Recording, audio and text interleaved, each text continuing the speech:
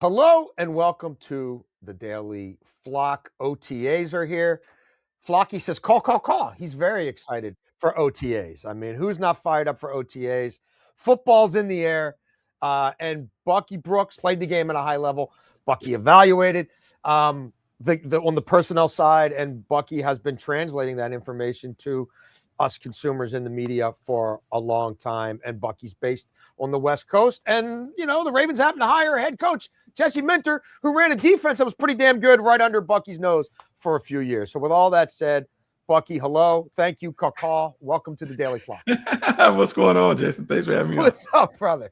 Do you have OTA fever? Flocky and I have OTA fever. Do you have OTA fever? Oh, look, man, I love this part of the year, right? So it's kind of like the beginning of what we know is on the horizon. Once you have an opportunity to get to OTAs and then minicamp, and shortly thereafter, you have a little break, and then we're in training camp. So this, to me, signals the run to next February when it comes to football. Absolutely. This is a unique period of time in Baltimore football. To have gone from a hardball thing that was kind of tried and true and established to a rookie head coach, a rookie offensive coordinator, some holdovers from the previous staff and some not so much. I just sort of wondered your sort of overall impressions, Bucky, as we do embark in this part of the calendar. Like, it's different. It's very different. What do you think of sort of how they've aligned themselves as a coaching staff there? I think what's interesting is the Ravens wanted to get away from the Harbaugh era, but in essence, they just bought into a refreshing version of the Harbaugh era. Obviously, Jesse Minter is his own man, but who's to say that he won't be heavily influenced by his time with the Harbaughs? Yep. Not only John Harbaugh, but the time with Jim Harbaugh. So the Ravens, in essence, get the best of both worlds. They get the structure and discipline and detail and organization of a blueprint that was very, very successful for them, but they get a new voice in the front of the room with some new ideas. And really what they get is they missed out on the Mike Macdonald thing. And watching Mike Macdonald have the level of success that he had, the young guy who took the defense that he learned in Baltimore, takes it to Seattle, they become a Super Bowl contender and winner. They miss some of that. And so they get all of those old things that they're fond of, but they get the defense that they want, and they get a new voice in the front of the room to represent the team. Well, I definitely want to talk some offense with you in this whole Lamar contract thing and Lamar at OTAs, but let's settle in on the defense because that's Jesse Minter's calling card. He's been a highly successful defensive coordinator. I believe with the schematic changes he'll make and with the upgrades they've made with the Trey Hendrickson and bringing in a Zion Young, and if Matabike comes back, that side of the ball has a chance to get better quickly. Are you with me on that?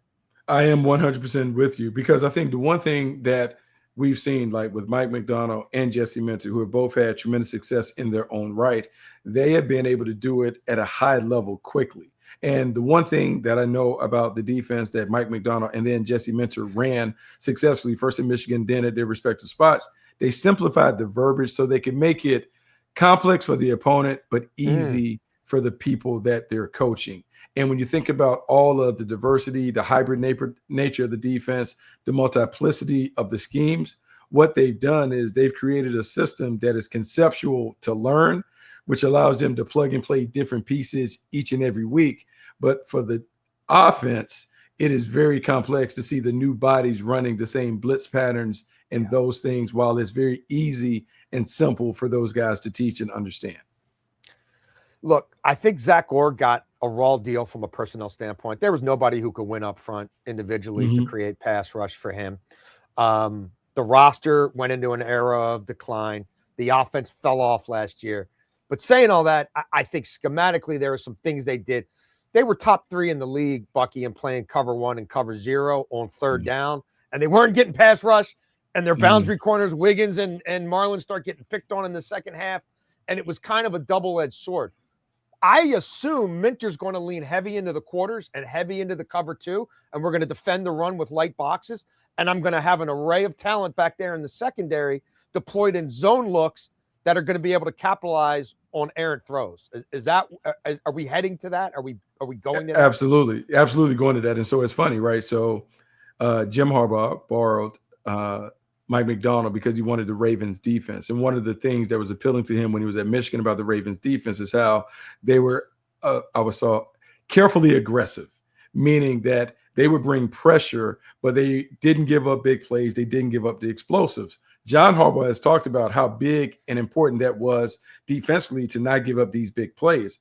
Well, Jesse Minter had an opportunity to master that. When you looked at the work that he did with the Chargers, they didn't give up explosive plays. They didn't beat themselves by busting coverage and giving free access to people all over the field. They made you nickel and dime it down the field, and they said that the odds are in their favor that they could do it.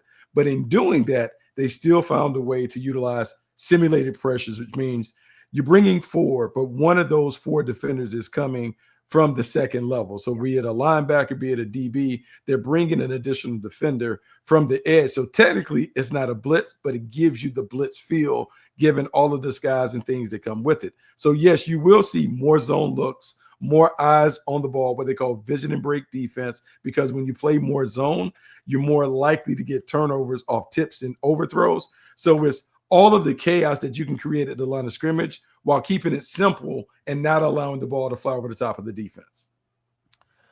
Derwin James' role was already starting to change with Brandon Staley at the end. Like the idea of him in center field, the idea of him 30 yards downfield, that was out. He was becoming a hybrid box guy already. But I think what Minter did was simplify things for him even more, let him be more see ball, get ball, and the blitz rates started soaring. We've seen a little bit of that with Kyle Hamilton here towards the end with Zach Orr, but do you think Kyle Hamilton's going to be deployed even more as that movable pass rusher?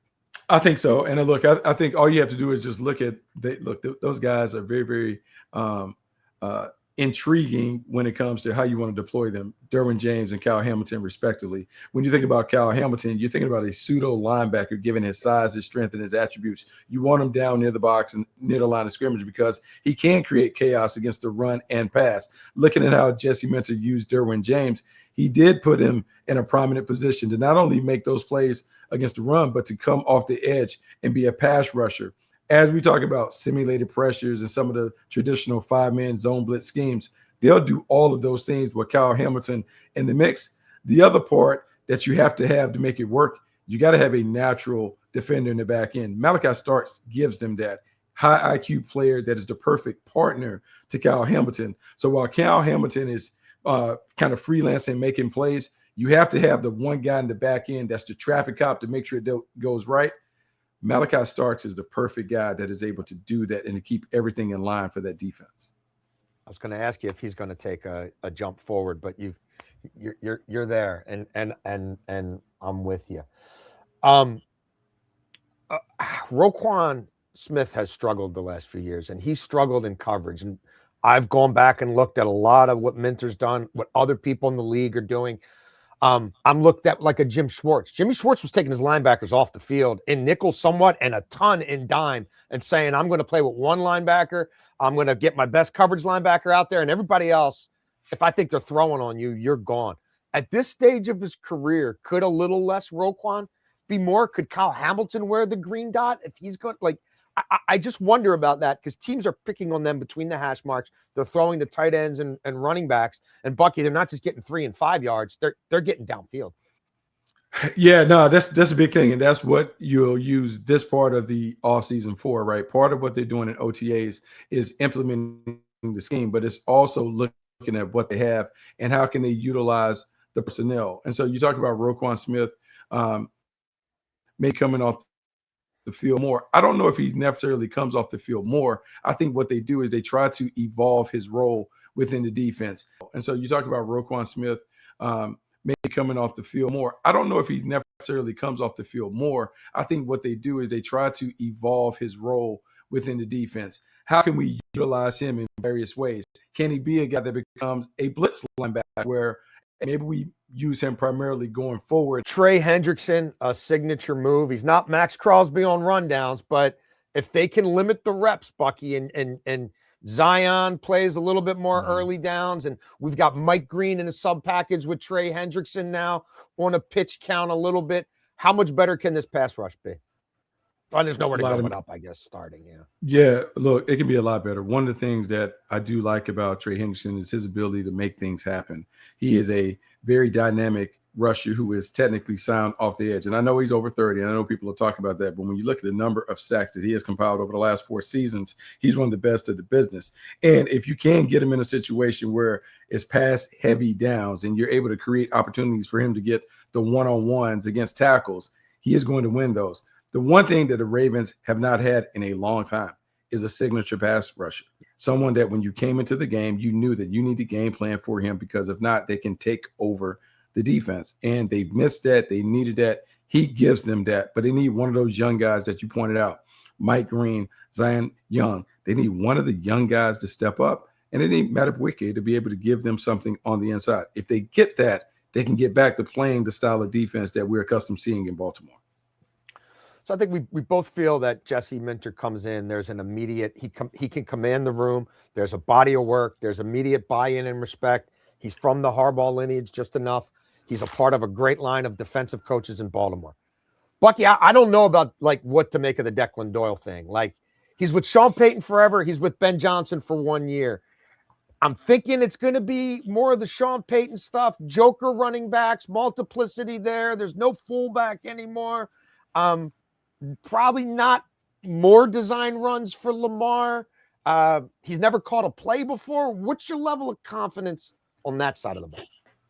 It's going to be a work in progress. And it's going to be a work in progress a few different ways. One, you got a new play caller adapting to being the guy who is trying to set up the game plan, trying to figure out how I'm going to create these opportunities and exploit the opportunities when they're created. So that's a lot on Declan Doyle to figure it out. Then it's about evaluating the personnel and trying to figure out all these great ideas that I've had from watching Sean Payton and Ben Johnson operate. How much of that is transferable? How much of that can we use here with the personnel that we have, with the quarterback that we have? Can we do some of these things, or do we have to create different things for Lamar to be successful? That is the exploratory phase, and that will go into the regular season. He won't really figure out what he has until about the midpoint of the season. Then he has to pivot and figure out, okay, now I know what to do. This is how we got to do it the rest of the year. So there will be some of this trial and error that the Ravens will go through until they get comfortable. The last part of it is Lamar Jackson. Lamar Jackson is still an upper echelon quarterback, but he's not what he was. He's not the runner that he was. Last year was the first time that I saw defenses run him down when he tried to attack the corner. And there's a natural evolution that we get to with athletic quarterbacks. Around year 9 or 10, the athleticism goes away. And if they develop their game fully from the pocket, that begins to take over. This will be the time where we really get a chance to see how far has Lamar Jackson come in terms of being surgical from the pocket.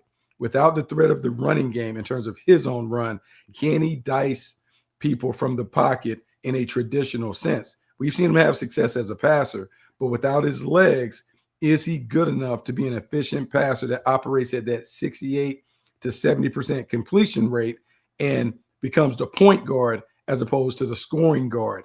That is the challenge that you have in Baltimore while the specter of a new contract hangs overhead. Do you reward him for what he did in the past or what you believe he will do in the future? That's where the Ravens and Lamar Jackson will be at when it comes to the contract and the way this offense is executed. Well, and in the past, he hasn't been here for all of OTAs. He certainly wasn't here for the start of OTAs this year. The contract impasse is very real. They do a max restruct. He's got all the leverage in the world next year, Bucky. He's got the no trade. He's got the no tag. He's got the $90 million cap figure. And now Declan Doyle's got to try to figure this out, not knowing exactly when his quarterback's going to be there. And right now, I don't think they have a starting caliber center on the roster. How much more difficult does that make life for them? Maybe not so much now, but if we get to July and they're still looking at internal options to finalize and settle their offensive line.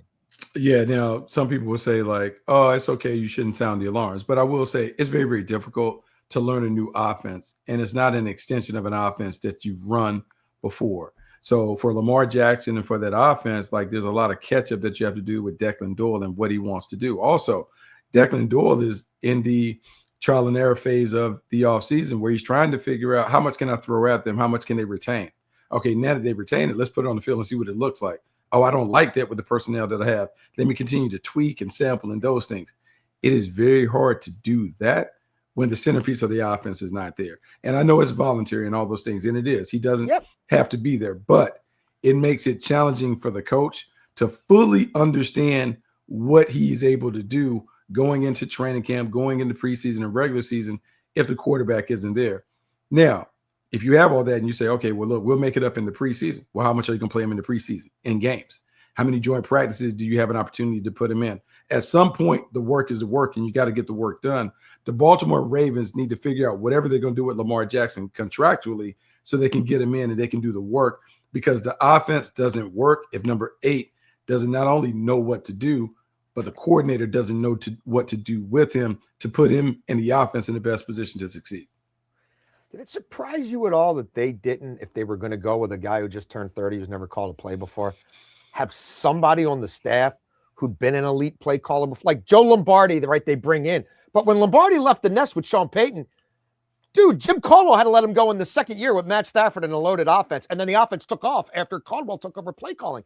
He had Justin Herbert throwing checkdowns. Like, I don't know what that offense was. Like, that's the dude who was brought in to sort of be the overseer. And the whole Sean Payton family tree, like, it looks like Joe Brady might be a thing. But I remember when Carmichael was supposed to be a thing, not a thing. Lombardi, not a thing.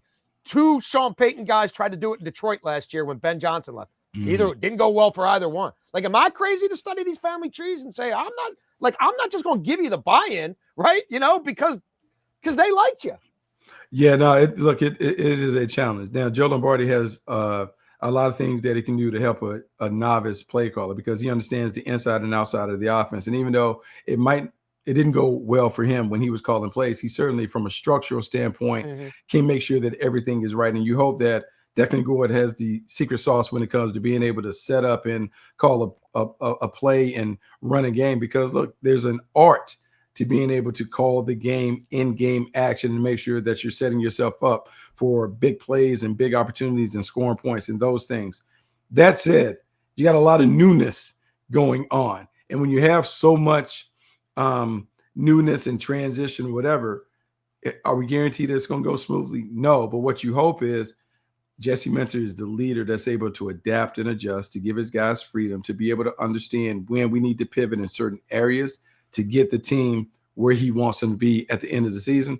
So, yeah, look, there's going to be a lot of trial by error, but we won't know until we start kind of seeing them play. But I will say it's kind of imperative for them to get all the pieces of the puzzle in camp and working so they can figure out what they have and make decisions based on what they see and practice, as opposed to just kind of guesstimating and speculating what they can do based on who a player is without really knowing how he truly fits into your offensive scheme. What do you think about the collection of pass catchers? Take position out of it. We can talk running backs, tight ends, wide receivers. This defaulted to Zay and Prey last year, right? And that's Todd Monken calling plays, who's pretty good. But the offensive line is bad. Lamar's not running as much. Lamar's beat up. And really the only guy who won downfield was Zay Flowers. And now Likely's gone. And Charlie Kohler, who did some stuff underneath, are gone. And they draft 2 receivers. They draft 2 tight ends. I'm not sure that they're every down options. They paid Andrews instead of Likely. Like, what do you think of Lamar's supporting cast? Yeah, no, it's interesting, right? Like, I understand, and I love the pick, Vavenga Ione coming over and putting him at guard. I understand what they're trying to do. In a way, it looks like they want to get back to the physical style of play in terms of being able to run the ball. But in passing, I'm going to say this, like, the only guy that you worry about right now would be Zay Flowers. And Zay Flowers as a number 1 receiver, how is he going to handle being the guy that gets all the attention, the double teams, the loaded coverage, the things that are directed to slow and minimize his big play potential? Can Rashad Bateman step up and be a factor? Can they find a way to continue to use Mark Andrews underneath? There are a lot of questions. And then the young guys they brought in are certainly big and physical. Elijah Surratt, Jacoby Lane, respectively, like, they're red zone options. They're guys that can post up. How quickly they're able to consistently win those one-on-ones will determine how much they're on the field. And then it just comes down to, what are we doing with Lamar Jackson? Because if we are going, not only Lamar Jackson, but what are we doing with Derrick Henry? If we're going to a traditional offense where we're doing more traditional dropbacks and those things, that's what's best for our 2 best offensive players, which would be Jackson and Derrick Henry. If it's not that, then, man, we really got to be great with the pen and the X's and O's to make sure that the players somehow find a way to have success when their natural skills may not be what you have designed on the whiteboard. Well, let's end there. I want to get your opinion. I'm taking everybody I talk to's temperature about Derrick Henry. Everybody talks about age 30 with running backs, Bucky. It's not age 30, it's age 32. And he's in his age 32 season. I studied every running back in this league since the merger in 1970. The age 32 running backs to go over 1,000 yards or Sweetness or O.J. Anderson. It took a lot of carries to get there. Emmitt Smith took a lot of carries to get there. And Ricky Williams, who you and I know wasn't really 32 because he had basically was kicked out of the league for 3 years and then had 1 year in the CFL. He's got 1,000 fewer carries entering his age 32 season in the NFL than Derrick Henry does. Can they pencil him in for 250 to 300 carries again? Or does this division of labor? I know he's a freak. I know he's a unicorn. I know he's a GOAT. But I got 55 years of data that are telling me he ain't running for 4.7 a carry, let alone 5.5. Yeah, it's hard because he's defied the odds. He has turned back the clock. He's found a way to kind of whip Father Time. But at some point, the bill comes due on a running back who's had that kind of workload. And even if you do believe he can be your feature back, now you have to pick and choose when you want him to be the heavy workload guy. Because if you give him a heavy workload early, he's going to fade late. If you're in the playoff run where you want to load him up as the feature back, you got to find a way to kind of balance out these carries. Justice Hill and Adam Randall and those guys that you have, Rasheen Ali. How do you want to balance it up? Yeah, I think it has to be a thing where he falls back. He's not necessarily the workhorse early. You're hoping that you can save him to later, but a lot of it depends on how the young guys behind him, how do they handle more carries and greater opportunities. If they're successful, yeah, then it works out and you can lean on him down the stretch when you need it. That month of December when it's cold and blustery, you can lean on the big body back to get it done. But if you can't lean on those other guys early, then it's how many times can we give it to Derrick Henry without exhaustion being a big part of him fading down the stretch? It's that delicate balance that you have to kind of weigh if you're Declan Doyle looking at this offense. So Mahomes, it looks like he's on his way back. I think Mike McDaniel's going to take that Chargers offense to a whole different modus operandi of attack. I'm buying that. Sean Payton's got a legitimate defense. Buffalo, I think, will still be pretty good. The Bengals, I think, are a lot better. Are the Ravens on paper right now? I know it's May. Are they a playoff team for you? Are they your default in this division? Are they playing catch up on Cincy? Man, it's funny, right? Because there's not a clear-cut winner in the AFC North, and by default, you naturally kind of lean towards Baltimore because we all just kind of have so much confidence in the brand name. Right now, I would put them at the top of the class in that division. I think the questions around Cincinnati and their defense. I love Dexter Lawrence coming on board, but Dexter Lawrence was overweight and heavy. Is he going to be the guy that was the dominant all-pro defensive tackle, or is he just going to be the guy that kind of clogs it up and maybe they have enough guys to make plays? So I don't know. You have uncertainty with the Pittsburgh Steelers given Aaron Rodgers' age at quarterback and what they have around him. And then can that defense get back to being at the top 5 level under Patrick Graham? And then the Cleveland Browns are a bit of an unknown. Todd Monken goes there, but it's his first time being a head coach.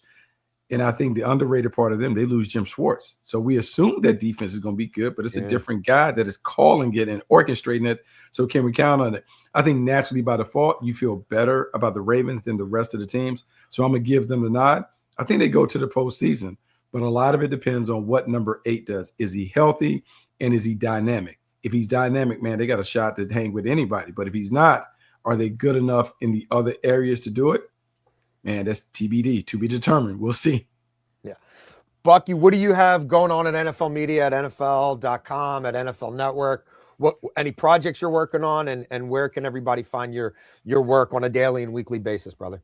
Well, look, man, we're still doing the Move the Sticks podcast, kind of revolving door of people coming until DJ gets off vacation. So we're doing that on the podcast 2 or 3 times a week. And then we're writing once a week at the end of the week on NFL.com. Got Scout's Notebook, where we're taking a look at the latest news and nuggets and breaking it down. This week, I'm breaking down tight ends and the impact of the 12 and 13 personnel revolution and how that's changing everything that we know about the league.